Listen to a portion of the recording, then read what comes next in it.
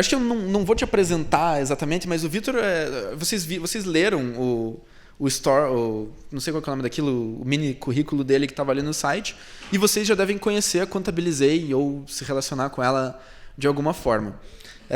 Acho que a gente vai contando o que é a Contabilizei e a história conforme a história vai acontecendo, senão eu vou antecipar umas boas histórias aqui.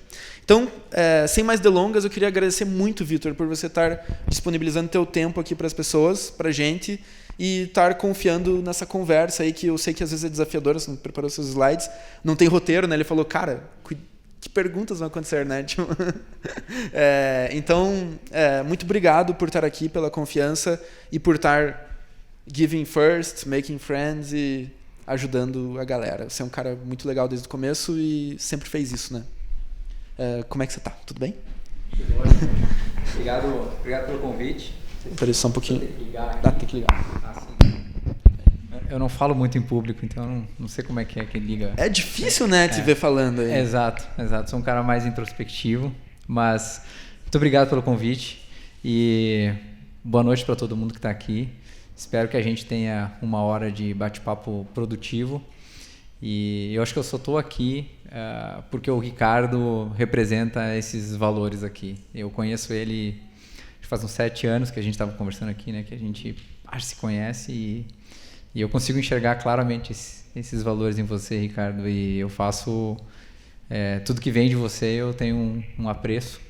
Obrigado. E é um puta prazer estar aqui. E espero, por contrapartida, também ajudar aqui todo mundo. E vamos ver o que sai das tuas perguntas.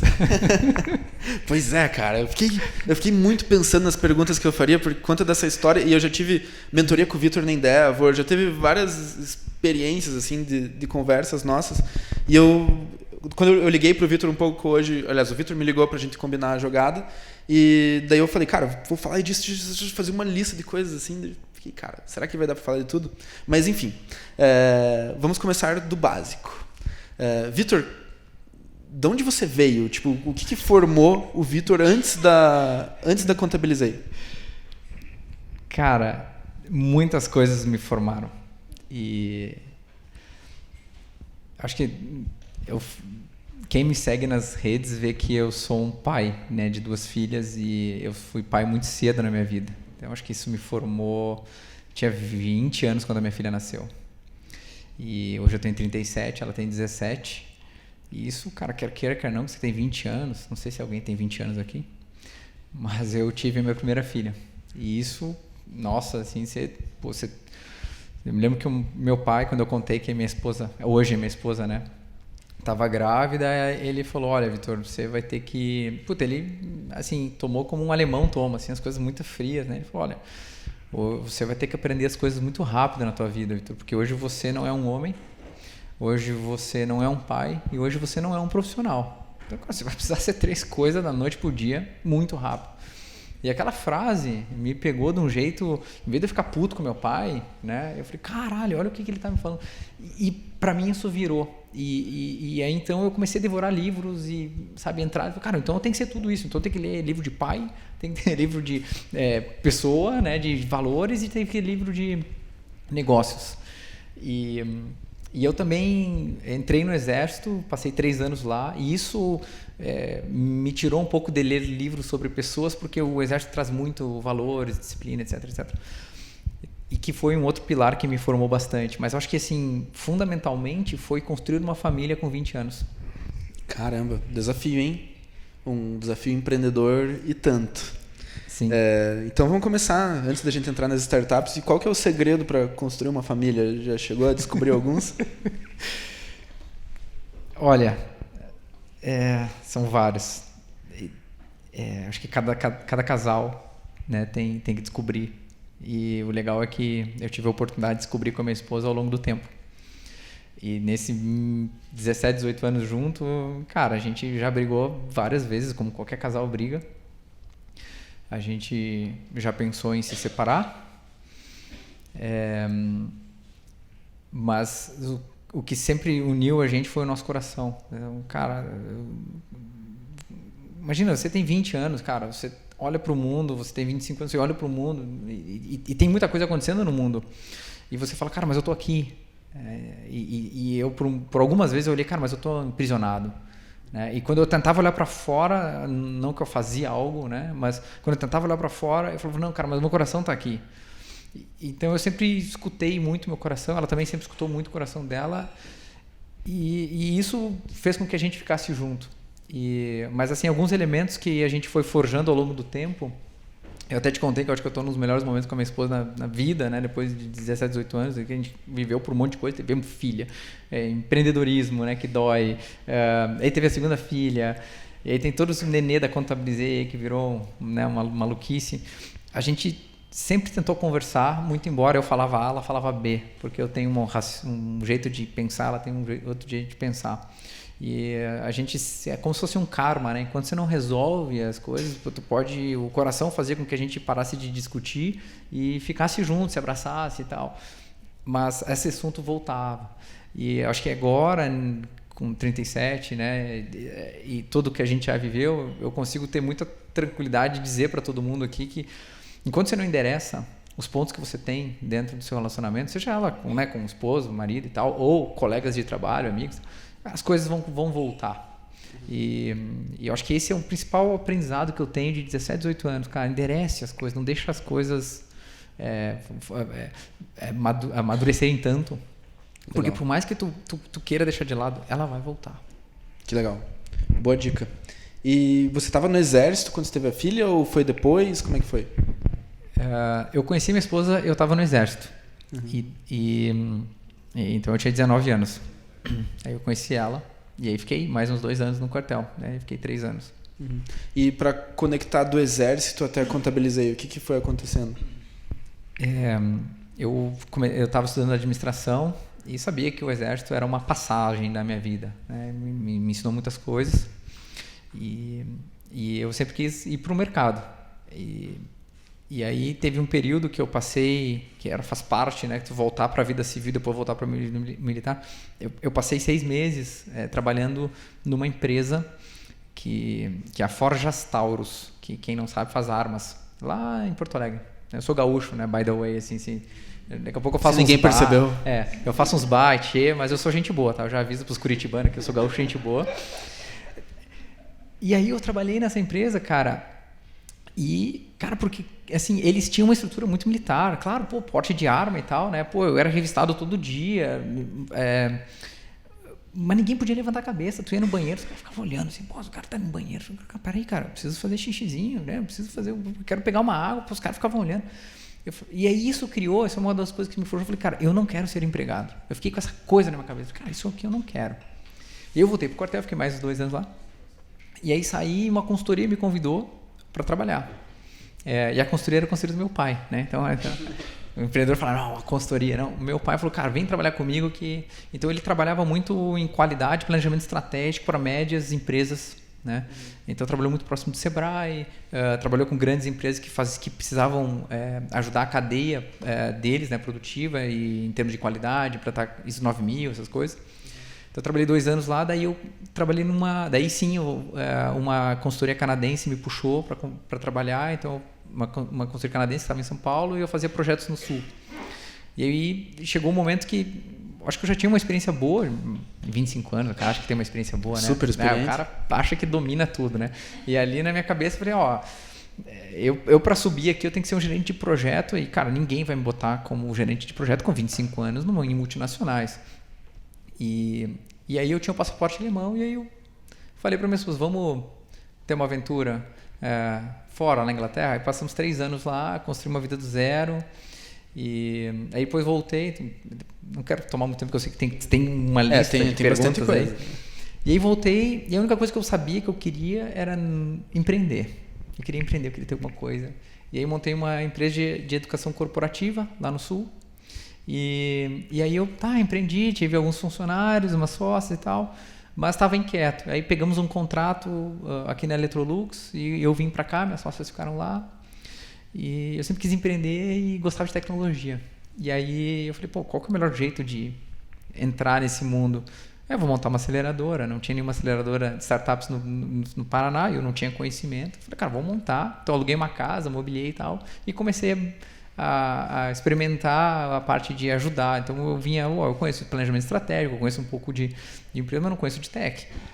Aí trouxe alguns mentores, enfim, e aí foi lá que a gente se conheceu, né? Qual que era o nome da aceleradora? Não lembro. Supernova. Supernova, é verdade.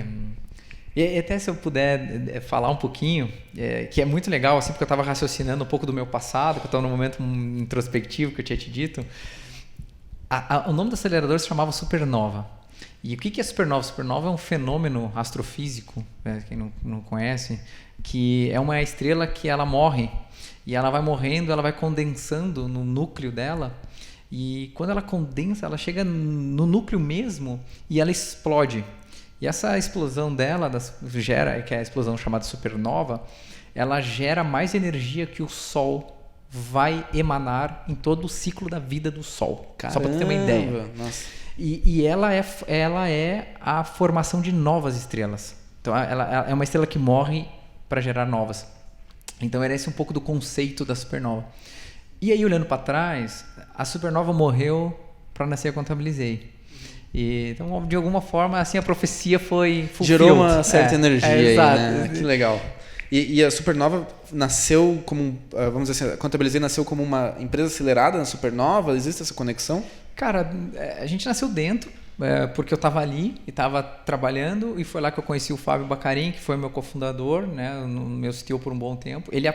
Ele se candidatou com o projeto na época, e eu falei, pô, Baca, eu acho que eu não consigo te ajudar nesse projeto. Ele tinha um projeto de bar, né? Alguma coisa de... cara, olha só, o projeto dele era transformar... Os caras vão dar risada aqui, porque... Isso era 2011, 2012, tá, pessoal? O projeto dele era transformar o menu de um restaurante em mobile, no celular e no tablet. Então, tipo, galera, sim, claro, é óbvio, né? Óbvio. E na época ali eu falei pro Baca, cara, a gente não sabe de tecnologia mobile, eu não conheço muito isso, nenhum das redes dos mentores, não vou conseguir te ajudar. Mas eu gostei tanto dele. E aí eu propus para ele, mas eu tenho uma ideia aqui engavetada na minha cabeça que eu não sei como executar, que eu já tentei com outros dois. Cara, tá aqui. Ele falou, cara, beleza, eu vou entrar. E pediu a conta na Celepar, que é um órgão do governo aqui, no dia seguinte, cara. Caramba! Ele pediu a conta. Então, imagina assim, o cara era um funcionário público, etc. E, ele quis embarcar comigo. Eu falei, puta, eu sou um puta vendedor, né, cara? E agora eu tô com uma puta responsabilidade. Exato. Então foi aí que começou, cara. Que legal, cara. E você falou que você tava com essa ideia engavetada porque já tinha tentado 2 vezes e não deu. Sim. Por que dessa vez deu, por que antes não deu? Porque eu estava com as pessoas erradas. E isso eu falo em algumas palestras que eu dou. Eu falo que uma das principais coisas para a gente construir a nossa aventura como empreendedor é ter as pessoas certas do nosso lado. E eu puxei... então acho que vale a pena até compartilhar um pouco do aprendizado, que quando a gente tem uma ideia, a gente quer implementar ela. Isso é natural do empreendedor, né? O cara quer, vamos botar isso aqui no ar amanhã. E aí a gente acaba cegando, a gente se cega para algumas coisas na ânsia de colocar o projeto no ar. E aí o que eu fiz, né? Na época eu precisava de um contador e de um desenvolvedor.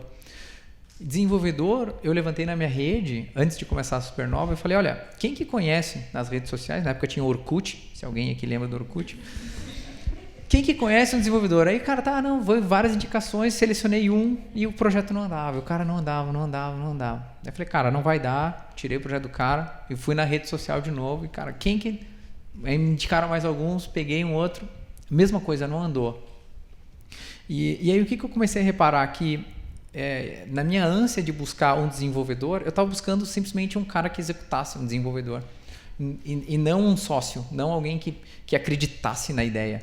Porque aquilo pro desenvolvedor que eu trouxe era só um projeto. Então ele não colocava o coração e ele não se comprometia. E isso é fundamental para quem é empreendedor. Ele vai te responder assim, não, mas eu fiz o que você pediu. Exato. E até assim, o projeto não é fácil montar uma empresa de contabilidade, né? Hoje é óbvio, a gente pensa contabilidade online e tal, mas cara, em 2011, pensa assim, em 2010. Então, eu lembro que na época isso era tido como algo impossível, né? Cara, como é que o cara vai digitalizar a contabilidade? É impossível. Então, e aí com esses obstáculos, como o cara não tava com um coraçãozinho ali, o cara não ia transpor o obstáculo. Eu não conseguia ajudar o cara porque eu não entendo nada de código. Então, esses foram os erros, porque eu estava procurando a pessoa errada. Eu estava procurando apenas um executor, quando na verdade eu precisava de um parceiro. E aí o Baca mostrou isso, né? Eu chamo ele de Baca, mas é o Fábio, né? O Bacarim. Cara, o Baca falou, eu tô contigo. Eu vou pedir as contas amanhã, eu vou entrar com essa merda junto com você. Show. Cara, e daí do casamento com o Baca até a Contabilizei começar a captar investimento, como é que foi essa primeira história, assim? Sim. Só uma pergunta, a gente pode falar palavrão aqui ou não? Pode. Não, tá liberado. Não, é bom dar uma sondada no público, a gente mandou a lista dos palavrões proibidos e os permitidos. Não, tá bom, velho. Não, tô brincando, tá completamente liberado. Pra você ter uma ideia, o Alfonso já falou aqui. Né? Não, o Alfonso ele não tem muito crivo, né? É uma figura. O primeiro ponto é o Baca, assim, a gente casou e, para quem não conhece, sociedade é assim, né? É um casamento sem sexo, se você for ético, né? Então... Exatamente. Né? A não ser que você esteja fazendo uma sociedade com a esposa, daí, né? Ou com o parceiro e tal. Mas comigo, com o Baca, foi uma sociedade ética. Sim. Meramente negócios. Foi meramente negócio. Mas qual que era a pergunta mesmo? Também esqueci. Não. Bora! Não, desse momento que vocês casaram até o momento que vocês tiveram uma indicação de que era aquilo mesmo, assim, uma prova de tração legal. Sim, cara. A gente... isso foi mais ou menos meados de 2013, quando o Baca decidiu, né? Eu apresentei para ele, decidiu sair. Então a gente demorou 2013 para montar o que hoje chamam de MVP, né? Então, vamos montar um MVP e tal. E para nós montar um MVP de contabilidade não é, infelizmente, 1 mês, 2 meses. Cara, tinha que ter uma carga um pouco maior. E a gente começou com os beta testers, né? Esposa, amigo, etc. Pai, parente e tal. E em janeiro de 2014 a gente lançou.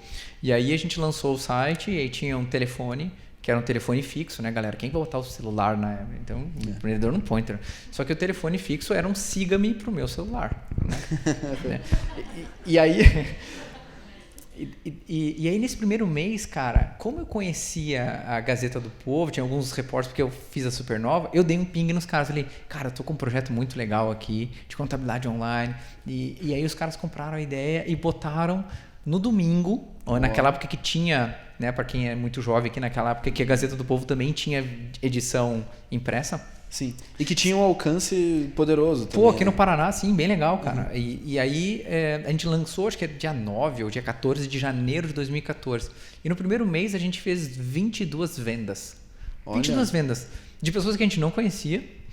E aí, só para dar uma comparação, né? O que é 22 vendas hoje? Hoje a gente já passou de mais de 10 mil clientes, para ter uma ideia, né? O que é 22 vendas? 22 vendas, cara, por um escritório de contabilidade é mais ou menos 25% do todo o portfólio que um escritório de contabilidade tem no país. E que ele demora anos para fazer. A gente falou, a gente fez 25% no escritório em 1 mês. Acho que a gente tem um negócio. Então foi aí que a gente sentiu, cara, vai dar certo. Quer dizer, pelo menos tem um indício de que vai dar certo. Sim. E daí foi que vocês foram captar investimento anjo. Aí sim, aí eu comecei a dar um ping nos investidores antes que eu conheci na Supernova, que eu fiz um relacionamento na qual o investidor... Não sei se a gente vai ter uma parte de investidor aqui, porque já... eu quero falar de investimento. Então tá bom, então eu vou pular, porque depois eu falo.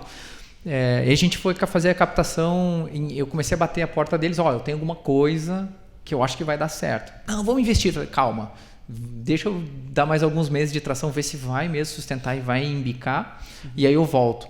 E aí em março, cara, a gente... Acho que já tinha uns 60, 70 clientes. Eu falei, cara, assim, a gente está mantendo uma consistência de tração e agora eu quero dinheiro para não só fazer Curitiba, mas fazer São Paulo, fazer Rio. Quero fincar a bandeira, que isso era uma coisa que a gente precisava fazer.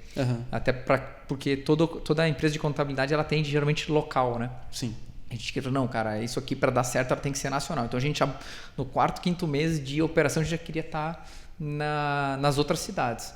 E aí tem a Luana que trabalha com a gente, funcionário número 1, a gente, que é a pessoa literalmente que mais abriu empresas nesse país, assim, disparado. Sim, disparado. Mas tem CNPJ nas costas ela. E a gente falou, cara, vamos fazer São Paulo? Vamos. Como que a gente faz? Não sei. Vamos pegar um processo, vamos vender um processo primeiro e vamos fazer, vamos tentando. No último caso, eu vou para São Paulo e faço esse processo na mão. Tem que protocolar lá na prefeitura. Foda-se, eu faço essa merda. E foi assim, cara, que a gente foi indo, sabe? Foi aprendendo, porque não tem regra, tu vai entrar no site, naquela época tu entrava no site da Junta Comercial, ninguém te explicava como é que era o processo, cara. E então a gente foi desmatando assim as coisas e foi indo. E acho que... E tiveram que ir para São Paulo protocolar? Eu tive que uma vez, mas não para protocolar, porque a gente começou a ter... daí a burocracia, né? Tem alguns tipos de empresa que começou a dar um emperrado. Aí eu tive que ir lá, aproveitei, obviamente, né? Casou com o momento da Feira do Empreendedor do Sebrae, lá em São Paulo, na época que tinha. E eu fui para lá e resolvi as coisas. Mas foi muito legal. Que show. E esses investidores anjos que colocaram por primeiro, os caras já saíram, né? E saíram super bem, né? Qual que é o multiplicador que eles... Eu ainda vou revelar, cara. Eu vou escrever um ponto, mas assim, só para ter uma ordem de grandeza, eu vou revelar o número certinho, mas só para ter uma ideia, já foi mais de 30 vezes. Caramba! O dinheiro que eles colocaram. Nossa. Aí, ó.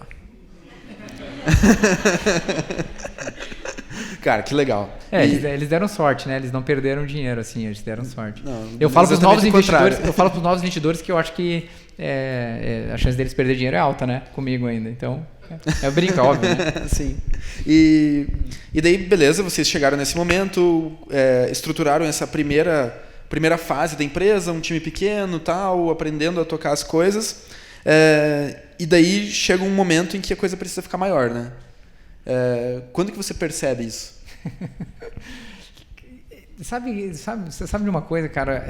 Eu não sei, pelo menos é a minha forma de ver. A gente vai dando os passos, né? E aí eu acho que é até legal ilustrar com uma história, porque eu estava... assim aconteceu comigo, eu estava num casamento, e aí o pai da noiva levantou e fez o tim-tim-tim, porque ele queria falar, né? E aí ele falou, olha, eu tô casado há 30 anos com a minha esposa, aqui lá, né? E a gente fez um pacto quando a gente casou. E o pacto era que eu, como marido, eu ia tomar todas as grandes decisões do casal, e ela, como esposa, ia tomar todas as pequenas decisões do casal. E a gente se manteve firme nesses 30 anos, nesse pacto. Mas olhando para trás, né, e a gente é feliz hoje e tal, olhando para trás, eu não me lembro de ter tomado uma grande decisão. E isso ficou um pouco comigo, essa história, né, cara? Porque se a gente for olhar na nossa vida, a gente não toma assim grandes decisões, a gente vai tomando pequenas decisões, pequenas, a gente vai vivendo o dia a dia, vai tomando. E quando a gente olha para trás, a gente fala, caralho, que grande decisão que foi. Não foi uma grande decisão, mas como tá diferente as coisas. Então a gente tem a noção, quando a gente olha para trás, que a gente mudou muito, mas não foi fruto de uma decisão, foram decisões pequenas, diárias. Eu acho que essa é uma ilusão que a galera tem, assim, né? Que vai chegar um momento em que você vai ter que decidir por uma grande responsabilidade. Comigo também, acho que nunca aconteceu nesse sentido, assim, eu acho que teve talvez 2 ou 3 grandes momentos, assim, que você tem que falar assim, cara, vou fazer isso ou não vou fazer isso, mas isso é extremamente raro, né? De repente as coisas vão se materializando. Não que a Odeia tenha uma proporção com a Contabilizei, assim, mas acho que faz parte, assim. Sabe uma das outras coisas que eu tenho de característica? Eu abro, às vezes, 5, 6 frentes, cara. Eu vou abro e vou olhando aquela que vai mais se aparecendo, né? E aquela que mais vai se destacando, eu vou dando mais atenção e as coisas vão indo. Então, eu acabo não tendo que tomar uma grande decisão, mas as decisões acabam fluindo, né? Daí é uma questão muito mais de estilo de vida do que... mais filosofia do que própria gestão. Eu não sei se o Peter Drucker, que é o pai da administração, vai falar isso, Sim. se o Ben Horowitz vai dizer isso, mas é a forma que eu tenho feito até o momento. Eu acho que faz tem funcionado para mim, assim, tem funcionado para mim. Sim. E vocês, quando vocês começaram a operar a Contabilizei nessa 100 clientes ali, vocês tinham um preço X, né? Qual que era o preço? A história do preço é muito engraçada, porque quando a gente começou, e como todo empreendedor, cara, eu não fiz nenhuma conta. Assim, eu sabia que com tecnologia a gente ia ser mais eficiente, e naquela época era muito comum do mercado cobrar um salário mínimo. E o que eu sabia é que eu queria que a gente começasse abaixo de R$100. O computador muito barato era 600, né? Então, e a gente falou, não, cara, vamos começar com 99 pila. 99 pila, vamos embora. E aí, como o meu telefone estava lá, as pessoas me ligavam e falavam, pô, Vitão, quando a esmola demais, o santo desconfia. Onde é que tá a pegadinha? E aí, então, eu tive que até tirar uma foto minha de camisa, né? Dizer, não, esse aqui é o Vitor, eu botei no site, o Vitor, tá aqui o meu LinkedIn, né? Esse aqui tá o histórico do Vitor, né? E aí eu falava com as pessoas, não, cara, sou eu mesmo, não vou pegar teu dinheiro, eu vou embora. Antecedentes criminais ali. Cara, faltou só isso, né? Então foi pro 99, mas eu recebi essas ligações. Eu falei, pô, cara, se o mercado tá achando que tá barato demais, e não tá querendo, né? Óbvio que a gente tava vendendo bem, como eu mostrei ali.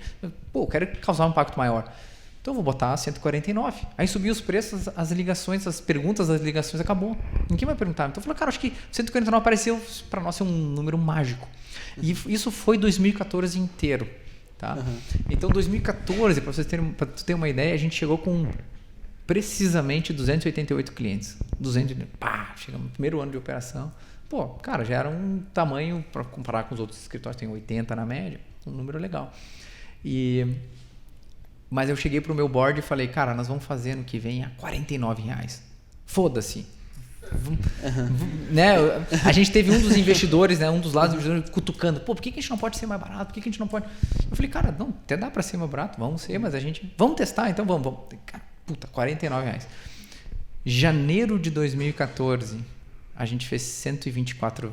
Janeiro de 2015, fizemos 124 vendas. Caramba. Então era 4 vezes o nosso recorde de vendas. Óbvio que tem um efeito aí de faturamento que a gente precisa fechar no mínimo 2 vezes mais, 3 vezes mais. Mas a gente começou a vender mais, né? A chamar mais atenção. Só que a gente reduziu bastante o faturamento, porque a gente não só fez para os novos, a gente não é que nem a NET e Vivo e tal, que só dá uma promoção para o novo, né? Não, a promoção agora você vai adquirir, é só para o novo. Não, cara, se é 49, bicho, se é 49 para todo mundo e vamos rolloutar para a base, quem pagava 149 vai pagar 49. Caramba. Então foi uma decisão muito de gut feeling, muito de falar, cara, vamos experimentar e ver o que dá. E, cara, ali a gente... 2015 foi o ano que a gente cresceu muito e isso são esses pequenos momentos né, que a gente teve. E uma outra coisa também que acho que é super valiosa quando você baixou o preço é que você blindou o interesse de qualquer outro player entrar no mercado, né? Eu acho que por consequência sim, mas seria muito bonito, né? E tu me conhece, né, cara? Seria muito bonito eu vim aqui romantizar para vocês. Não, foi uma estratégia, cara, que eu me tranquei por 3 dias e fiz um planejamento estratégico e sabia exatamente o que os 49 ia dar, entendeu? Era muito bonito, como muita gente aí faz no palco. Os caras envelopam, né, todos os tiros que os caras deram certo. Pra mim, eu falei, cara, pra mim teve um racional, mas a gente não sabia o desdobramento disso. Eu acho que isso foi uma das decisões acertadas da companhia que propulsionaram ela a crescer mais rápido. Legal. E você falou que tinha investidor que tinha interesse nisso, tinha investidor que estava cutucando com relação a isso, devia ter gente que estava um pouco assustado. Como que é essa relação assim com essa galera, né? Que é um pouco mais... Nessa época, provavelmente, você já não estava mais só com os anjos, né? De novo, é ter as pessoas certas do teu lado e ter os parceiros certos. Então, investidor tem em tudo que é lugar e vai continuar tendo. E eu acho que no Brasil não tem escassez de dinheiro, tem escassez de bons empreendedores que sabem executar o projeto, né? Que sabem executar de fato. Então, isso tem escassez. Agora, de escassez de dinheiro não existe. E o que eu escuto muitos empreendedores é que existem muitos investidores que não são tão bons assim. E eu acho que eu tive muita sorte das coisas combinarem, dos parceiros certos aparecerem no momento. E obviamente sempre tem tensão, né? Ricardo, sempre tem tensão. Então, na hora de tirar todo mundo para 149 para 49, a primeira pergunta que um dos meus investidores fez, porque o cara é foda e eu valorizo isso, mas é a função dele, ele chegou e apertou meu calo. Ele falou assim, Vitor, e aí? Como é que tu vê a companhia agora com 2/3 do faturamento? A gente não tem mais 2/3, a gente tem 1/3 do faturamento do que a gente tinha antes.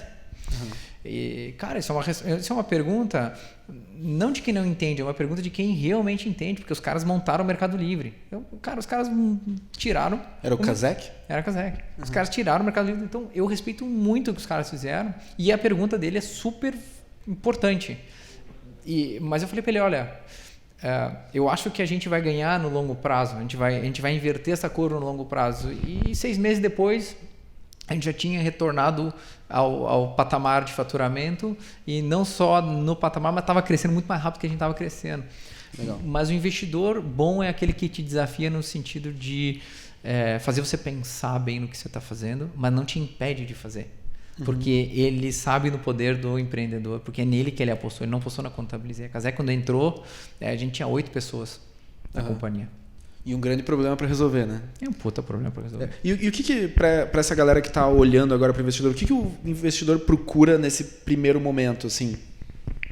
Ele procura... Primeiro crivo do investidor, na minha visão, pelo que eu enxergo assim, é um empreendedor committed. Então, enquanto você não está committed com o negócio, o investidor não vai botar o dinheiro dele. Então, cara, exemplos clássicos. Eu quero empreender, mas eu preciso do investidor para eu poder dar o pulo, né? E, cara, se tu não está colocando o teu carro na linha, se você não está colocando o teu investimento na linha, por que o investidor vai botar o dinheiro dele no teu negócio? E é um pensamento muito simples. Então, quanto que você está committed? Quanto que tu está colocando a tua carne ali, né? Para falar, investidor, isso aqui é a minha vida, cara.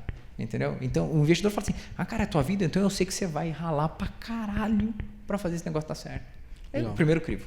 É o primeiro crivo do cara. Maravilha. E você deve ter acompanhado muito, não só as tuas relações com o investidor, mas de outras startups, né?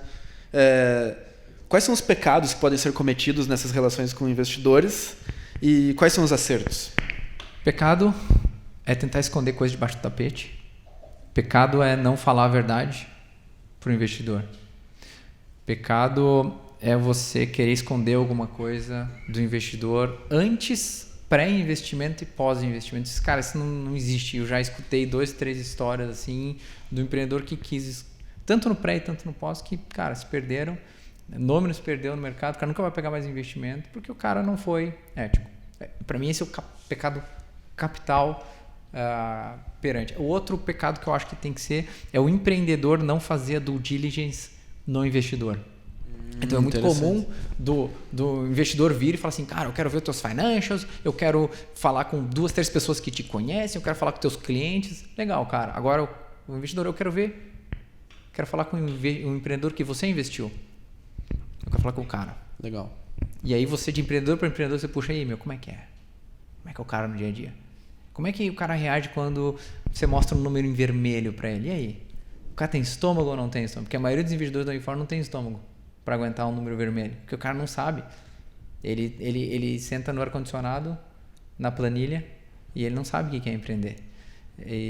Então, se você não souber fazer o due diligence e falar, cara, quem que eu quero do meu lado, é muito difícil dar certo.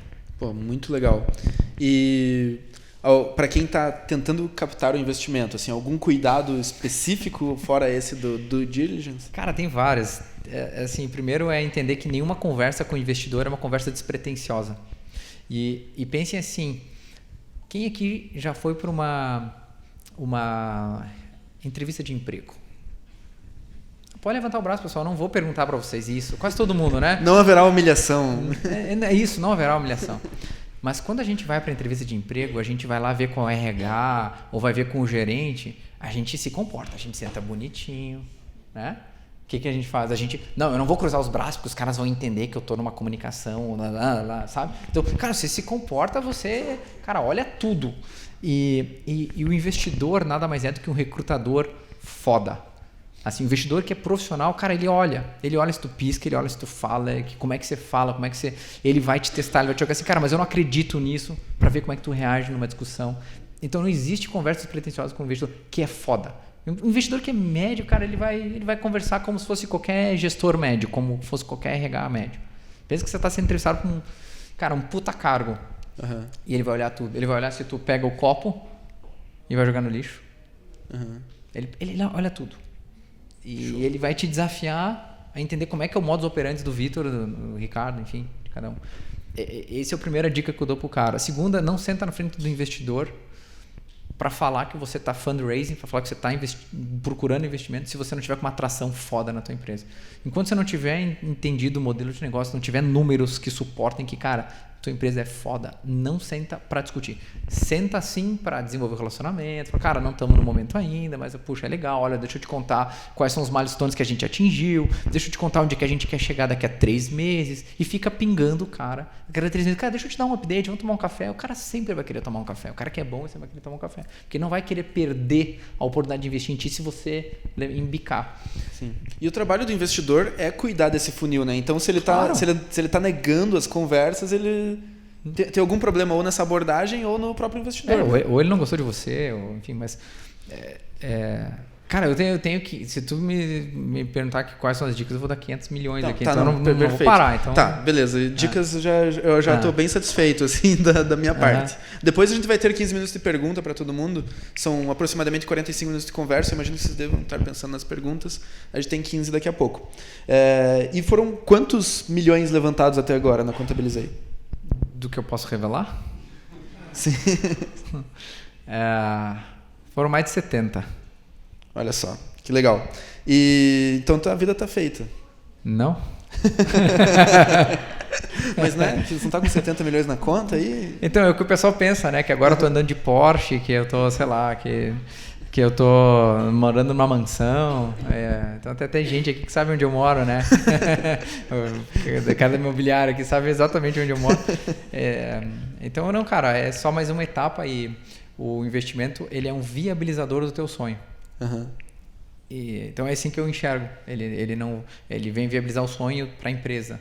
Uhum. E muitas pessoas que não entendem isso querem se aproximar do Vitor porque acham que o Vitor agora está com a vida feita. Não, eu sou provavelmente multimilionário, sou no papel, não vale nada. Não vale nada. Uhum. Mas isso não importa. O que importa é o que a gente está fazendo lá. Né? Chega um momento que você para de trabalhar porque você quer dinheiro. Não, cara, não é que eu estou com a vida feita, não é isso.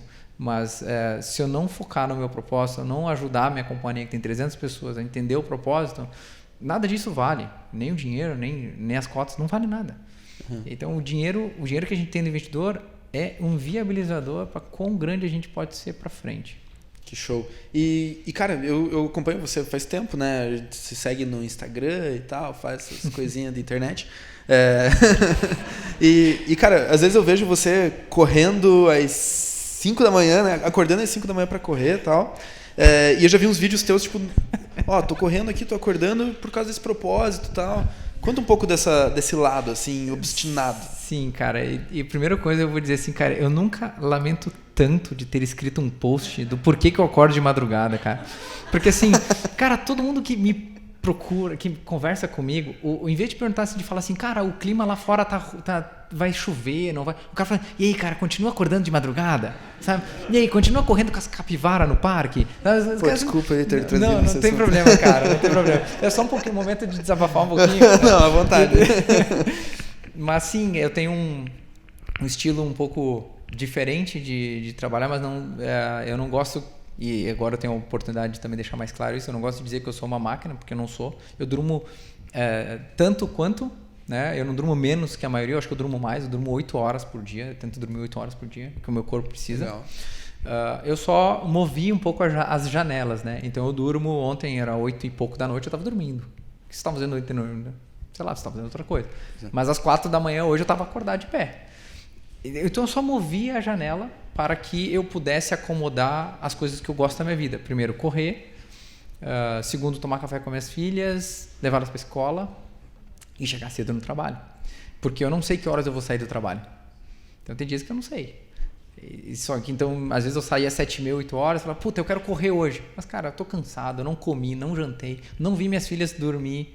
Então eu chegava em casa, eu sei que agora eu posso chegar em casa, ficar com minhas filhas, botar elas para dormir e tal. Então eu ajustei o meu cronograma para que eu pudesse cuidar do Vitor, cuidar da empresa e cuidar da família. E quando que isso aconteceu? Acho que fazem uns 3 anos, cara. Acho que foi 2016. Foi em 2016 que eu decidi fazer isso. Eu tinha uma sensação que era uma parada do exército, assim. Cara, o exército, ele faz tu acordar cedo. Uma criança também faz você acordar cedo, quem tem filho aqui, né? É verdade, é verdade. E não só acordar cedo, mas como acordar várias vezes durante a noite, né? Então tu começa a se acostumar. E, sim, então pra mim, voltar... Eu sempre acordei cedo, sempre acordei 6, 5h30, 6. Mas para eu vir para 4, 4h30, foi muito tranquilo porque meu corpo já se acostumou. Então, e eu acho que eu também sou do estilo, não sou coruja, eu sou muito mais um cara que gosta de acordar cedo. Então as pessoas me falam, porra, eu tentei, mas eu não consigo. Eu falei, cara, de repente você é um cara, uma coruja, que você vai produzir pra caceta à meia-noite. E tá legal, esse é o teu corpo. Né? Não vá na modinha 5 a.m. clube, essas coisas que tem na internet. Para, meu! Faz o que teu corpo...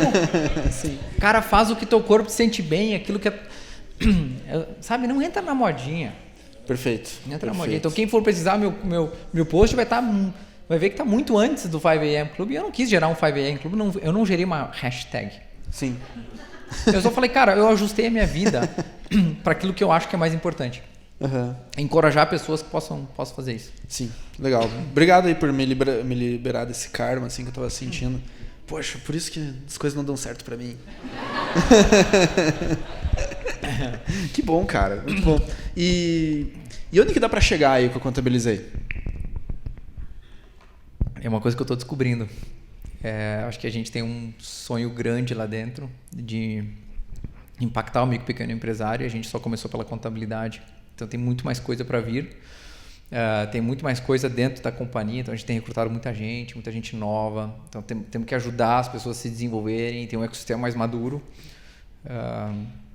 Porque isso vai propiciar não só que a contabilidade seja maior, mas que outras empresas nasçam e nasçam mais maduras também.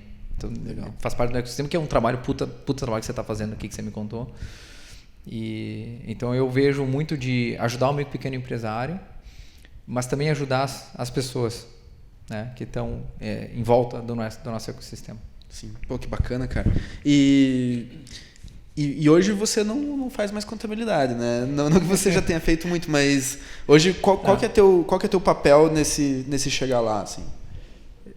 O pessoal brincava, os mais antigos brincavam que eu já tinha uma carteira, o CRC, né, que é o órgão que nos regula e tal. Eu não sou contador, sou administrador, mas de tanto eu fazer, eu acho que eu sei bem fazer as coisas lá dentro, mas agora eu não faço mais. A gente tem pessoas como a Gabriela que está aqui que sabe fazer, sabe que é contadora, que sabe fazer muito melhor do que eu as coisas. Então isso é a beleza de você poder contratar pessoas que sabem muito mais do que você. E quem contrata sabe disso, que se a gente contrata pessoas boas pra caceta, cara, tem um resultado muito legal. Mas acho que eu estou ainda entendendo como que impactar mais dentro da companhia. Então eu comecei a escrever cartas, né, do CEO para a companhia a cada 15 dias. E eu tenho ritos que eu tenho CEO Talk, que eu vou lá de peito aberto e a equipe pergunta, né? A gente tem um app que a gente usa, então a única regra é você pode perguntar o que você quiser, desde que não seja anônimo. Você tem que colocar o seu nome para que eu entenda que, né, que haja uma transparência. Uhum. Então tem esses momentos. E aí eu também estou com uma equipe de VPs um pouco, né, nova. Tem 2 caras que entraram, né, 2 que saíram. E a gente está recrutando gente de gerente, estamos trazendo gente de gerente de baixo para cima, né, analistas para coordenador. Como que eu ajudo essas pessoas também a terem um melhor desempenho, uma melhor performance para a companhia? Porque eu quero que eles tenham sucesso, que eu sei que a companhia vai ter sucesso, que os empresários vão ter sucesso. Uhum. Então, como que eu ajudo isso? Né, sendo a pessoa que fundou a companhia. Sim. Então eu tendo a não ser mais um executivo. Eu acho que não é esse o meu papel, porque eu acho que tem caras que são muito melhores do que eu em executivo. Uhum. Mas como que o papel do fundador impacta positivamente na companhia e não o fundador que põe os pés na mesa, que tem, sabe, que uhum. fica mamando em cima de um negócio que eu não gosto. Que legal. Então, como que eu ajudo mais? Excelente pergunta. Cara, só vou dar um minutinho aqui só para eu entender. Tina, você tá tentando fazer um sinal, eu não entendi. Tem que pausar? Hã? Deu 45? Perfeito. Obrigado. Tá, então só me dá mais um pouquinho. Tina é o meu chefe ali no tempo. E, cara, beleza, a gente tá falando dessa questão do time e tal, e de você deixar o time fazer, e agora você tá causando esse impacto, tentando trazer esse impacto maior, inclusive de inspiração. Como que é hoje tua agenda, tipo, divisão do tempo em porcentagens, assim, vamos tentar construir, como que você está alocando o teu tempo? Puta, Ricardo, a mais pura verdade, eu já tentei fazer isso. Uhum. Hoje eu tenho uma pessoa que me ajuda com a minha agenda, e praticamente é dona da minha agenda, e eu já tentei falar, cara, onde é que eu estou investindo? Acontece que a companhia é tão dinâmica, muito dinâmica, que eu não posso ficar fixo às coisas. Não, vou botar 25% de desenvolvimento de pessoas. Mas eu tenho ritos, né? E esses ritos, Eles são importantes. Então, tem um rito que eu estou agora selecionando 3 pessoas para eu poder mentorar dentro da companhia. Que daí tem um critério de ter 6 meses, dentro da empresa. Eu tenho ritos com os meus investidores, eu tenho ritos com os meus diretos. Então, eu tenho reuniões individuais com eles a cada quinzena e uma reunião mensal com eles e com qualquer elemento da equipe que eles quiserem trazer para falar dos resultados das áreas que eles são responsáveis. Legal. Então eu defino mais os ritos que para mim são indispensáveis de ter, né, do que ficar alocando tempo. Perfeito. E o resto, e o resto eu deixo que a companhia vai me puxando e eu vou dançando o jogo conforme vai se apresentando. Show. Ou eu te puxo para cá, assim. Exatamente. E quantos diretos você tem? Quantos você daria conta, assim? Então, cara, eu cheguei a ter, acho que no passado, 10, 12 diretos e é uma loucura. Muita loucura porque tu vai enxergando que você não consegue mais entrar e ajudar naquilo que você quer, e dentro você se frustra. E você frustra o time. E eu senti muito isso, que eu frustrava o time. Eu chegava, como eu não tinha muito tempo, cara, eu chegava na nuca dos caras, né? Puta, não é mais o meu papel chegar na nuca dos caras. Mas eu não tenho tempo, porque eu tenho que sair daqui, eu tenho que ir pra lá, eu tenho que resolver esse assunto aqui. Então eu comecei a entender que se eu achar que eu tenho que resolver tudo dentro da companhia, fudeu. Então hoje eu tenho 4 pessoas que respondem diretamente para mim, que são líderes de grandes áreas da companhia. Eu tenho uma pessoa de cultura que responde diretamente para mim e tenho o meu assistente que responde diretamente para mim. E aí eu tenho que cuidar do board, que são os meus, teoricamente, chefes, quando eu estou com o papel de CEO, né, com o chapéu de CEO na cabeça. Então são 6 pessoas mais o board, né? 6 pessoas mais o board. Legal. Pô, bem bacana. Cara, eu tenho muita pergunta para fazer. Eu queria falar de OKR, né? Sim. Mas o nosso tempo está escasso.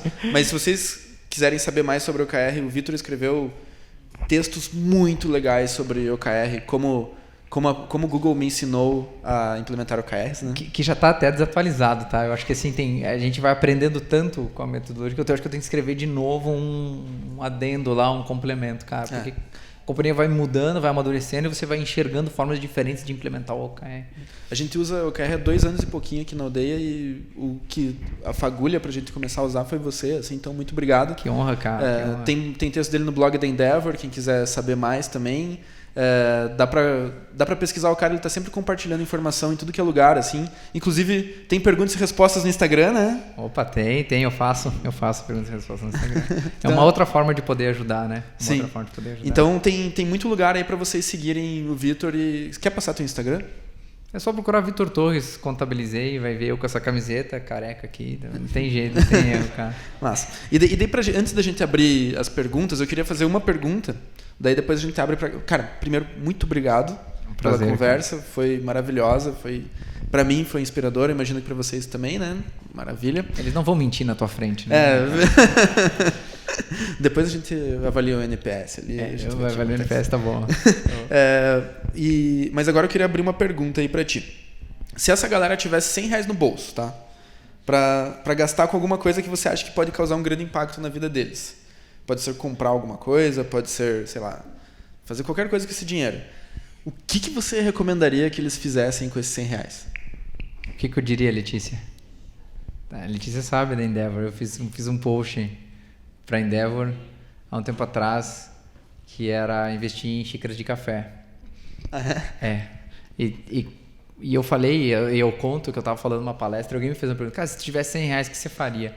Eu falei, vou investir em xícaras de café, e todo mundo riu, né, tipo assim, né, que loucura. O negócio não está crescendo, né? O mercado... não, mas eu investi em xícaras de café no sentido de pagar café para pessoas, para mentores que pudessem me ajudar a fazer um shape da minha ideia, seja qualquer problema que eu esteja passando, né, ou dificuldade. Então eu investiria em conversas, né, em xícaras de café. Maravilhoso, excelente dica, muito obrigado. E agora abrimos para a segunda etapa do ritual aí do Startup Grind, que são as perguntas de vocês. Quem gostaria de fazer pergunta? Eu acredito que o nosso microfone chega. Se não chegar, vocês chegam até onde ele chega, tá? Ali. Boa noite. Boa noite. Vocês tiveram uma ideia disruptiva num país que é protecionista, que é lobista, que gosta de tabelar, né? Agora tem até tabela de frete mínimo para caminhoneiro. E quando eu conheci a Contabilizei, nunca fui cliente, eu sempre pensei que uma ameaça seria o sindicato dos contadores, ou uma lei que baixasse e que daqui a pouco fala que ninguém pode oferecer esse tipo de serviço por menos de um salário mínimo, e aí vocês iam perder o diferencial competitivo. Evidentemente isso não aconteceu ainda, mas eu não sei como que vocês lidam com essa ameaça, né? E essa ideia, essa pergunta veio na minha cabeça quando você falou: eu não sou milionário, eu sou milionário no papel, porque de repente eu não sei a velocidade que uma startup pode crescer e de repente tem ameaças ocultas aí que pode desabar um mercado inteiro. Uma ideia revolucionária pode vir para o chão simplesmente com um ato político. Responder em várias partes aqui. O primeiro é que ótima pergunta, obrigado. Eu passei muitas noites em claro, e a minha esposa sabe disso, das ameaças que a gente sofreu para montar a Contabilizei. Muitas. E passei noites em claro porque de um lado eu tinha toda a minha vida, porque eu investi na Contabilizei, era isso que eu queria fazer. Por outro, eu sabia que o Brasil precisava de alguma coisa que libertasse o micro e pequeno empresário. Tinha que sair dessa de um salário mínimo, cara. Tinha que sair dessa merda. Então, várias coisas. Assim. O primeiro a gente sempre tratou com muita transparência, muita ética. Né? Então, querem ver o que a gente está fazendo, vem aqui. A gente sempre esteve dentro da lei. A gente sempre foi registrado desde o T0, diferente do Uber que entrou irregular e tal. Nós começamos a ofertar regularizado. Passamos por N fiscalizações, onde as fiscalizações não foram balanceadas da forma como deveriam ou como eram sendo aplicadas aos outros contadores. Então, eles sempre tentaram buscar pelo em ovo na gente, nunca encontraram. Mas acho que assim, o que sempre me moveu a enfrentar isso é o bem para o país. E, né, eu tenho 3 anos de militar, era algo que eu quis doar minha vida para o país, e encontrei na Contabilizei uma forma de ajudar ainda mais o país. E eu acredito muito no país, e a gente tem que destravar o país, a gente tem que fazer com que a gente tenha uma livre concorrência, um livre comércio, que é isso que vai fazer, isso que prospera o país. Então eu sempre acreditei nisso. E isso me faz acreditar que não haverá uma canetada daquela que você falou ainda, né? Então, eu acho que não vai haver essa canetada. A gente trabalha para isso. Tem todo um movimento onde a sociedade não aguenta mais isso, né? E não só na contabilidade, em qualquer outro, cara, a gente não aguenta mais, cara. E a gente não vai permitir que isso aconteça. A gente vai para a rua, a gente já mostrou que a gente é capaz e tal. Então, eu vejo assim, faz o bem, faz de forma ética, de forma transparente, aguenta no coração, aguenta no estômago, e vai indo, cara. E se for para ser, que vai ser, né? Porque motivos para desistir, a gente teve vários. Inclusive de saúde, que foi um dos principais pontos que eu falo, cara, eu preciso cuidar de mim, né? E aí eu comecei a inverter um pouquinho mais minha rotina. Legal. Tudo isso é vontade de perguntar, GG? Vão um por vez aí, que tem muitas mãos levantadas. Quem mais, gente? Por ordem aí, por favor. Por favor. Olá. Vitor, pensando assim hoje, se você tivesse 18 anos, tá? Por onde você começaria? Falar assim, poxa, eu tenho 18 anos, vou começar, e agora? O que eu faço da minha vida? Eu teria me cuidado mais sexualmente, né? Para não ter o filho cedo. Brincadeira à parte, a minha filha de 17 anos vai ver o que eu tô falando, ela vai ficar meio brava, né? Porque ela fica assim, né? Cara, quando você tem 18 anos, você é muito piá. E a gente acha que a gente sabe tudo, sabe? Então eu estaria mais com a orelha mais abaixada do que eu fui. E não que eu tenha sido um piá birrento e um piá cabeça dura. Eu acho que eu sou cabeça dura, mas eu teria ido um pouco mais devagar em demonstrar as minhas convicções. Não que eu tenha menos convicções, porque eu acho que a gente tem convicções e a gente tem que botar para fora. Mas a forma que eu botei para fora é uma forma muito de gaúcho, né? Então diz que gaúcho não fala, gaúcho discute. Então, cara, quando eu tinha uma convicção, eu ia pro pau. Então vamos lá e vamos. Mas não no sentido de ofender a pessoa, não no sentido de brigar com ela, mas, cara, vamos botar aqui. E às vezes eu até tenho isso um pouco e eu tento tirar um pouco isso de mim e ser um pouco mais de diálogo, né? Mas eu teria um pouco mais de consciência em como expressar as minhas convicções, que são importantes. E um outro ponto é que, às vezes, quando a gente é novo, a gente não tem um entendimento amplo de tudo que está acontecendo. Então, vem uma pessoa, fala uma coisa para ti, tu fala, caralho, faz muito sentido e tu acredita pra caceta naquilo. Mas quando tu coloca num contexto maior, quando você é mais velho, você começa a ponderar as coisas. E eu acho que o que a gente tem aqui, à medida que a gente envelhece, é essa ponderação. Isso tu não consegue dar para alguém de 18 anos. O cara tem que viver, o cara tem que quebrar a cabeça. E é parte natural. Mas eu entendo a ânsia, né, da gente ter 18 anos e ser uma pessoa melhor. Mas eu acho que a gente tem que ensinar os nossos filhos a serem pessoas melhores que a gente. E eu estou tentando fazer isso com a minha de 17 anos. Ó, lá no fundo e depois a gente vem aqui na frente. Mas aqui a gente não vai conseguir registrar aqui no áudio. Não, mas chega aí. Vai chegar, olha só. Vitor, eu queria saber como que você encara atualmente seus concorrentes, seja ele da contabilidade tradicional ou da contabilidade online. Boa pergunta. Eu encaro eles como parceiros de negócio. A gente não quer brigar com ninguém, a gente não tem esse espírito de brigar. Então, concorrentes que estão no meio online, que são não necessariamente contadores tradicionais, eu tenho um relacionamento muito bom.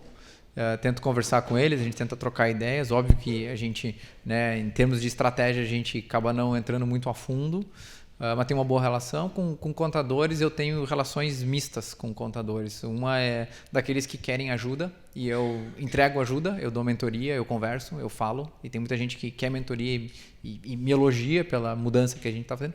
E tem outros que, infelizmente, não jogam nessa moeda e fazem outras coisas por fora, na qual eu prefiro não comentar, né? Então, muita gente nos provoca, muitas vezes as pessoas nos provocam para ver se a gente cai nessa discussão e eu não entro nessa discussão. Eu quero ajudar. E acima de tudo, o mercado, para mim, é um mercado grande e a gente não quer aqui causar... a gente não acha que a gente vai eliminar o contador, como todo mundo diz, né? A gente acha que o contador ele tem que se ajustar, porque a parte de compliance, a parte que é obrigatória por lei, etc., isso existe tecnologia para fazer. Ninguém se forma na faculdade 4, 5 anos para montar uma obrigação, porque o governo quer uma obrigação. A gente se forma 4, 5 anos na faculdade para a gente poder agregar valor no negócio do cliente.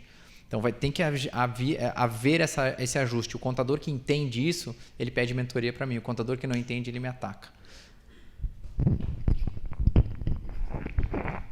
Oi, Vitor, tudo bem? Oi, tudo bem. Eu me chamo Rufo, sou empreendedor também há mais de 10 anos e inspiradora demais a sua história. Eu consigo ver porque você é empreendedor, cara. Obrigado. Eu também, cara. Se identificamos nesse aspecto. Você fez um feito esse ano digno de palmas aí, de um round tão belo aí como esse e internacional, né, que é bem complexo, né, para um brasileiro conseguir. Eu queria entender um pouquinho sobre como foi essa jornada e também o processo, o que você vê como internacionalização, porque hoje está muito focado em Brasil, mas tem todo um horizonte aí. E, se me permite, uma última como que você resistiu por tantos anos em não diversificar suas oportunidades, né, no meio de uma força comercial e técnica tão relevante como você tem? Né? Boa pergunta. E acho que o round de 20 milhões de dólares que a gente levantou, ele é um round que foi uma consequência de muitas coisas que a gente veio fazendo na companhia, né? E não sou só eu. Então, esse round, ele não é o Vitor, mas o Vitor, claro, foi o comunicador das coisas que aconteceu dentro da companhia para que a gente pudesse ter esse round. E ele vem bem lá de trás, ele vem de tudo que a companhia, a equipe tem fazendo, e ela vem de relacionamento que eu venho desenvolvendo com investidores há mais de 2 anos. Então, aquela história que eu falei, olha, o meu milestone daqui a X tempo é esse. Então, eu sempre falo isso para meus investidores, para outros investidores que eu acho que são investidores valiosos, eu falo. Então tem investidores no Vale do Silício, no Nova York, e eu vou falando com eles, a companhia está aqui, a gente quer chegar lá. Daqui a um pouco eu falo, a gente já está lá. Né? E aí eles ficam, e aí, quando é que vai investir? Então, o round ele acaba sendo uma consequência de todo um trabalho, não é assim, cara, vou montar um pitch e agora eu vou pro round. Não, isso aí é só uma etapa pequena do processo de investimento, ele vai muito mais de ter uma equipe coesa, você ter um propósito claro, você ter clientes que gostam de você ter uma equipe forte, você ter resultados legais, você ter relacionamento e você ter uma visão para frente de impactar. E aí as coisas acontecem. Então a gente foi para levantar um round nas nossas contas que a gente fez interna, a gente saiu para levantar 11 milhões de dólares e voltamos com 20. Então, por quê? Porque a gente ia falando a história e os caras começaram a levantar o braço. Eu também quero participar da história. E você fala, eu acho que você agrega na história. Então é tipo um namoro, né? E você vende uma história. Você fala, eu cheguei até aqui, eu tenho esse track record, mas eu quero chegar lá. E eu acho que tu pode me ajudar. Eu falo, eu quero. Então, você construir isso com o investidor, e quanto mais investidor a gente falava, mais eu quero. Então, a gente conseguiu trazer 5, 6 investidores de fora, todos de fora do país. Mas é uma consequência, cara. É tudo uma consequência. Não é assim, o Vitor acordou inspirado, fez um pitch do caralho, e a gente, que nem a gente vê no Shark Tank, né? O cara vai lá, faz um pitch, e aí os caras querem 50% do teu negócio, né? Brincadeira, não pude deixar de falar isso, né? Mas é uma consequência. E aí, o ponto da segunda pergunta, eu vou responder com a metade da primeira pergunta que você perguntou, como é que eu vejo o processo de internacionalização. Eu não vejo o processo de internacionalização agora, porque a gente tem muito foco. E a gente tem muito foco no mercado brasileiro. E quando eu vejo que eu tenho, vamos lá, a gente tem mais de 10 mil clientes. Eu acho que a gente é uma das poucas empresas no Brasil que fala menos clientes do que, na verdade, tem. Né? Só que a gente tem, cara, 0, alguma coisa % do mercado. E eu não posso olhar para outros mercados, falar, é legal entrar no México, na Índia, na Colômbia, etc., se eu não resolver a dor do micro e pequeno empresário brasileiro, que é o que a gente está querendo ver. Eu quero resolver o problema do Brasil, cara. O México que aguente o problema dele ali no momento dele, a Índia que aguente o momento dele. Se a gente for entrar, a gente entra, mas não é agora. Eu quero resolver muito bem o problema do micro e pequeno empresário. Vou falar, cara, estamos resolvendo pra caceta aqui. Agora eu acho que a gente pode levantar um pouco o nariz e olhar para outros mercados. Se isso acontecer, a gente vai fazer. Se não, cara, a gente vai continuar agregando valor pra caralho no micro e pequeno empresário. Se eu vejo o processo de internacionalização, não vejo, porque, cara, a gente tá muito pequeno. Não só em participação, mas no que a gente pode agregar pro cara. Fantástico. É isso aí. Temos uma última, na verdade... Tá, então 2 últimas perguntas, que ele tinha levantado a mão lá. Daí a gente tem que encerrar para respeitar a missa do grind aí. Tudo bom, Vitor? Opa. Cara, a contabilidade é uma coisa de muita responsabilidade, né? Eu tenho certeza que a tua empresa tem muita responsabilidade, mas eu queria saber o que acontece quando você pega um cliente que não tem responsabilidade, que faz as coisas erradas, que abandona o CNPJ, que some do mapa, o que você faz? Eu poderia. Tenho 2 colegas meus que vivem isso aqui, o Rafa e a Gabi. Cara, a gente recebe clientes que vêm de outros contadores e aí eles entram na nossa plataforma e no mês seguinte a gente calcula os impostos deles e eles falam, caralho, eu contabilizei e calculo meus impostos de forma incorreta. A contabilidade não sabe fazer o trabalho dela. Aí a gente vai lá, olha o negócio. A gente vai ver que a nota fiscal que ele estava emitindo, o serviço que ele estava prestando, na verdade era a alíquota certa, era a alíquota maior daquele que o contador antigo vinha pagando. E o contador antigo ele não está muito preocupado com a exposição do cliente frente à Receita Federal. Então, nós aí temos uma bifurcação que a gente apresenta para o cliente. A gente educa ele, a gente tenta educar e fala, cara, na verdade, se você continuar calculando aquela alíquota menor, você vai ter um problema lá na frente. Nós não vamos calcular, então você vai ter que voltar. Né? Ou você entende isso e você fica com a gente e vão para frente. Felizmente, grande parte, pelo menos da informação que eu tenho, né, a equipe me segura aqui, grande parte entende, se educa e fica na plataforma, outros não vão. Mas a gente tem uma linha muito clara do que não fazer e do que fazer. Né? E sempre é aquilo que é o ético, que é o correto. E quando a gente enfrenta essas encruzilhadas, e eu tenho certeza que a equipe aqui sabe muito bem disso, a gente não cruza essa ponte. A gente fala, cara, a gente não vai cruzar. Se você quiser cruzar, você cruza sozinho, mas não vai ser com a Contabilizei. E isso faz... É ruim perder cliente? Claro que é ruim perder cliente, é ruim perder faturamento. A gente poderia estar com faturamento maior, a gente poderia estar com mais clientes, mas nada, né, justifica o preço de você poder, no final do dia, deitar a tua orelha no travesseiro e dormir bem. Cara, eu tenho certeza que eu faço isso e minha equipe aqui faz isso, de fazer o correto, de ajudar o país a ser melhor. Tem que pagar mais imposto, cara, mas não é o problema nosso, de fato nosso. A gente tem que falar para o governo, a gente tem que conversar com o governo tem que nos ajudar. Não é contador que vai fazer isso, a gente tem que aplicar a regra. Aqui. Oi, Vitor, tudo bem? Eu sou a Tatiana. Eu tenho acompanhado, eu e minha sócia, a gente acompanha muito as jornadas das startups aqui em Curitiba. E o LinkedIn fez uma pesquisa em 2018 sobre as melhores startups para se trabalhar, né? E a Contabilizei estava lá entre as 25. Parabéns por isso. Obrigado. E eu queria saber de você, a minha pergunta existem vários fatores que corroboram para esse resultado. Um deles é o clima. E o que você acha que é a cerejinha do bolo do clima da Contabilizei? Bom, primeiro, obrigado por acompanhar. E eu acho que o LinkedIn, esse top 25 que a gente ganhou de startup, cara, não tem meu dedo aqui, literalmente não tem meu dedo, tem o dedo da equipe. E aí esses caras recrutam os outros, eles que garantem que a equipe que está lá funciona. Então a gente tenta deixar o processo muito mais orgânico lá dentro, eles escolherem quem são os pares deles que vão trabalhar e quem que não fica. A gente tenta fazer isso. Não é uma anarquia, sem dúvida não é uma anarquia, mas a gente sabe que a equipe acaba se selecionando. E isso, por consequência, a gente ganha reconhecimentos externos, né? Mas eu acho que a cereja do bolo está em trabalhar a cultura. A cereja do bolo está em trabalhar assim... quais são os valores que a gente tem, o que a gente não abre mão e o que independentemente do teu pensamento político, sexual, orientação sexual, aquilo que tu pensa, a gente tem 6 valores que todos nós que trabalhamos lá temos que ter.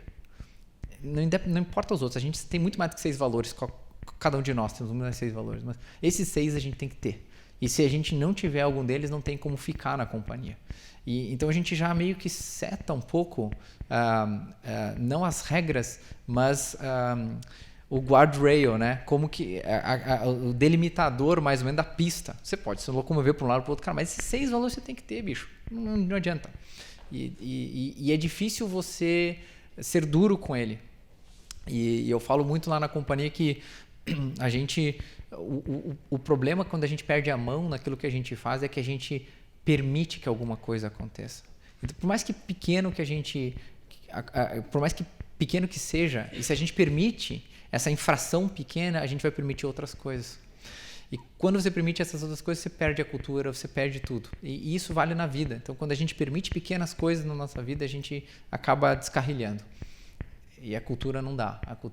E por isso que ela ainda hoje responde para mim. Tem uma pessoa que trabalha lá e uma equipe que trabalha, cara, ela responde para mim. Isso eu não abro mão ainda. E a gente não é perfeito, tá? A gente não vai olhar lá, tem uma cozinha né, tem 2 colegas meus aqui que sabe, puta, tem muita coisa para melhorar na Contabilizei. Vai ser bom. Mas pelo menos a gente tem 6 valores, a gente tem um norte e a gente vai se ajustando. Mas não dá para ser permissivo com isso, né? Com os teus valores, com aquilo que tu acredita, isso não dá para ser permissivo, não. Perfeito. Cara, muito obrigado mais uma vez. É um prazer. Gente, então, infelizmente o papo dura pouco, mas a gente pode emendar um chopp, dependendo. O Vitor tem que dormir, né? Exato. Mas entre nós a gente vai lá e toma um chopp. Tudo bem, tá liberado, eu não tô reclamando. Mas acho que agora eu queria dar uns recados paroquiais. Um agradecimento enorme para o Vitor. Muito obrigado por estar aqui. Cara, prazer. A gente acredita mesmo que quando pessoas apaixonadas falam pelo que elas estão apaixonadas, a chance de quem está ouvindo se apaixonar é muito alta, assim, muito grande. Então, se a gente tem uma saída que a gente espera que saia daqui, é que vocês saiam um pouco mais apaixonados pelo que vocês estão fazendo, pelo que o Vitor está fazendo também, e que isso cause um impacto que a gente não consegue mensurar, mas que com certeza vai acontecer. Assim, para isso, muito obrigado por ter doado o teu tempo aí. Eu sei o quanto é difícil o teu tempo e quanto é difícil esse encaixe, então muito obrigado mesmo pela confiança. Muito obrigado a todo mundo por ter dedicado essa noite de vocês, que também eu sei que vocês todos têm as batalhas de vocês para batalhar, e vocês decidiram parar essa batalha nesse momento e estar aqui, então muito obrigado por isso. Vocês são muito bons também. Muito obrigado ao time da aldeia, que todo mundo sempre muito afim, mandando muito bem. Vocês são maravilhosos também. E muito obrigado à vida, né? Pela oportunidade que nos deu aí. E, cara, acho que é isso. Assim, a lógica do Startup Grind é essa: entregar primeiro e não tomar. Fazer amigos, não contatos e ajudar os outros antes de se ajudar. Acho que a gente conseguiu contar um pouco disso, né, Vitor? Muito obrigado por isso. E, cara, o que precisar da gente, sempre estamos disponíveis para você também. E vocês também, o que precisarem da gente, também estamos aí. Agora vamos para o Happy Hour. Muito obrigado. Obrigado, pessoal. Obrigado. Antes, a Flávia tá querendo me matar ali já. Gente, a gente tem uns QR Codes ali. Vocês sabem usar o QR Code? Você pega o teu celular. Se você não tem o leitor de QR Code, você abre o Facebook. E daí pesquisa na busca do Facebook, QR espaço Code. O Facebook tem um leitor de QR Code. Então vocês têm um leitor de QR Code. Daí vocês leem ali, é a avaliação do evento de vocês. A gente quer que vocês avaliem, por quê? Porque a gente quer aprender como ficar melhor. Então, só lê o QR Code, avaliem, por favor. O chopp só é liberado depois que uma certa porcentagem de pessoas avaliarem. A gente precisa que todo mundo avalie. Vitor, quer falar alguma coisa? Não, só agradecer o tempo de vocês e dizer que eu estou à disposição para, caso queiram entrar em contato comigo, tentar ajudar pela rede social, ou tentar tomar um café aqui em Curitiba. Sem dúvida a agenda é difícil, mas eu quero ajudar todo mundo que eu puder e todo mundo que eu achar que eu posso ajudar, eu vou ajudar. E obrigado mais uma vez pelo convite, é um prazer estar aqui. Give first, make friends and help others. Então usem o meu tempo aqui se vocês quiserem. E foi um prazer compartilhar esse 1 hora e pouquinho com vocês. Obrigado, pessoal. Mais uma salva de palmas, por favor. Muito obrigado.